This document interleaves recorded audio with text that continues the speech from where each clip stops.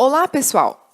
Nesse vídeo, vamos estudar os conceitos de fluxo elétrico e, com ele, deduzir uma lei importante do eletromagnetismo, que é a lei de Gauss, que é a primeira das equações de Maxwell.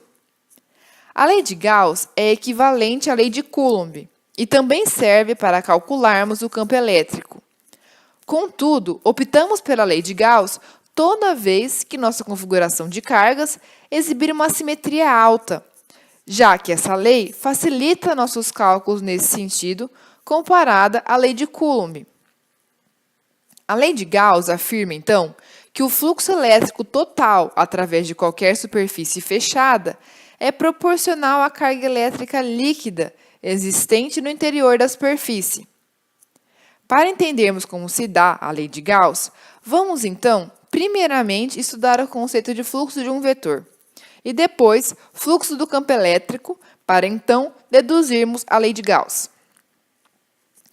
Vamos imaginar uma mangueira por onde flui água da esquerda para a direita, com uma velocidade V uniforme em toda a sua extensão e tem uma área de diâmetro A. Temos a área da seção. Pegamos um pedacinho dx e dizemos que em um tempo dt depois, toda a área que estava em A1 agora está em A2. Então, qual é o volume de água escoado no intervalo dt?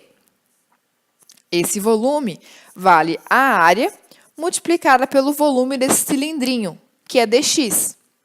Se dividirmos os dois lados por dt, temos que dv sobre dt é igual a área vezes dx sobre dt, que, por definição, sabemos que dx sobre dt nada mais é que a velocidade. Então, temos que isso é a área multiplicada pela velocidade.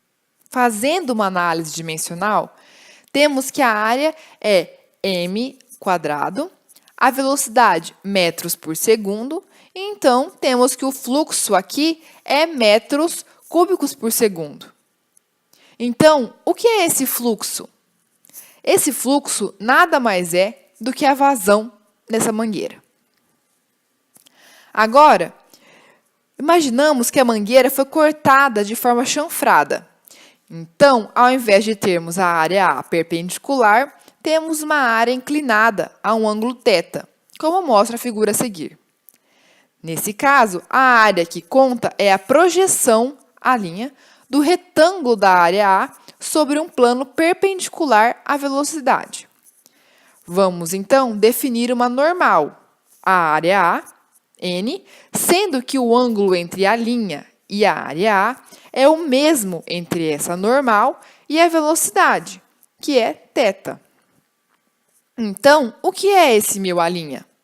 O meu A' nada mais é que a área multiplicada pelo cosseno de θ. O fluxo, nesse caso, então, é a velocidade multiplicada pela área e também multiplicada pelo cosseno θ.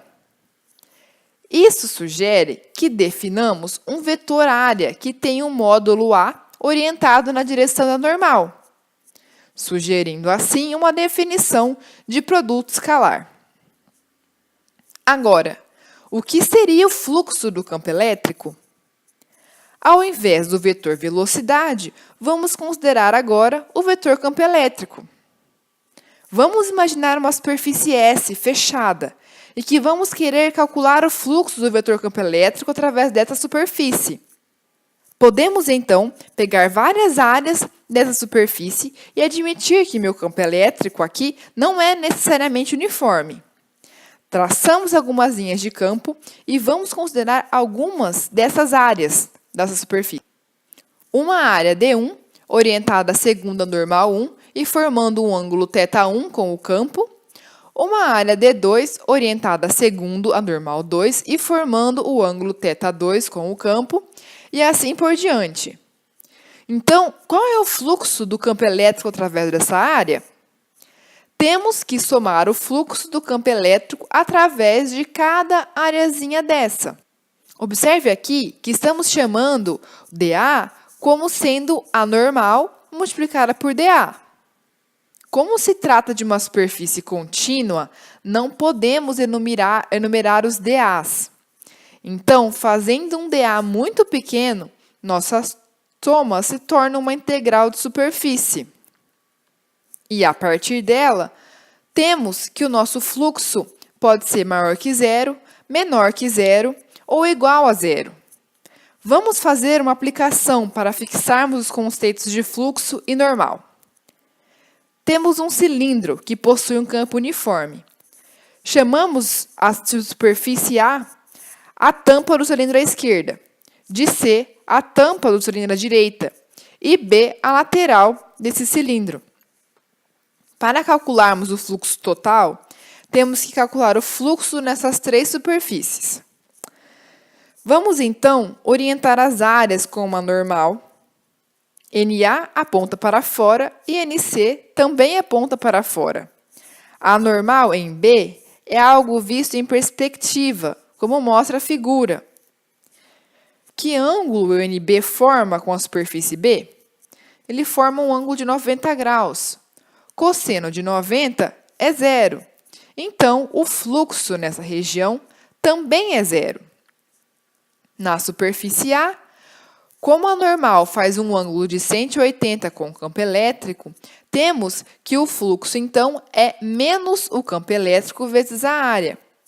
E em C, o cosseno é 1, porque o campo elétrico é paralelo à normal.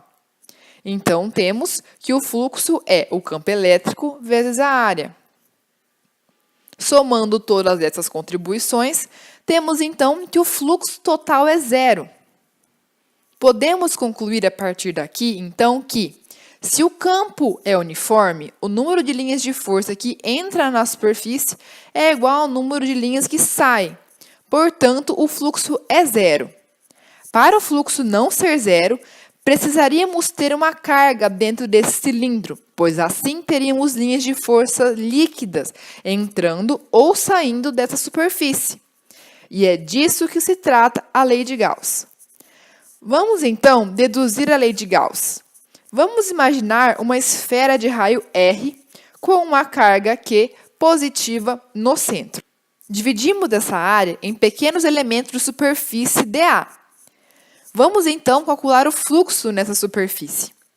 O fluxo elétrico, como vemos, é o produto entre o campo elétrico e dA. Como o vetor dA é paralelo ao campo elétrico, o cosseno θ é igual a 1. Então, a área da superfície da esfera é 4πr². E o campo elétrico é dado pela razão entre o módulo da carga e 4πε0r². Substituindo na equação do fluxo e simplificando essa equação, temos que o fluxo elétrico é a razão entre a carga e ε0. Pela lei de Gauss, temos que o fluxo elétrico total através de qualquer superfície fechada é proporcional à carga líquida existente no interior da superfície. Isso quer dizer que o fluxo elétrico independe do raio R da esfera e depende apenas da carga Q existente no interior dela. Então, quer dizer que se colocarmos uma esfera maior, o fluxo será o mesmo? Exatamente. Isso faz sentido se você pensar nas linhas de força. Cada linha de força que passa pela esfera menor passa também pela maior, de modo que o fluxo elétrico é o mesmo nas duas esferas, comprovando assim a lei de Gauss. Nesse vídeo, vimos então os conceitos de fluxo elétrico e da lei de Gauss. A lei de Gauss possui várias aplicações interessantes. Portanto, assista ao próximo vídeo em que serão resolvidos exercícios sobre esse assunto. Espero que tenham gostado. Até a próxima!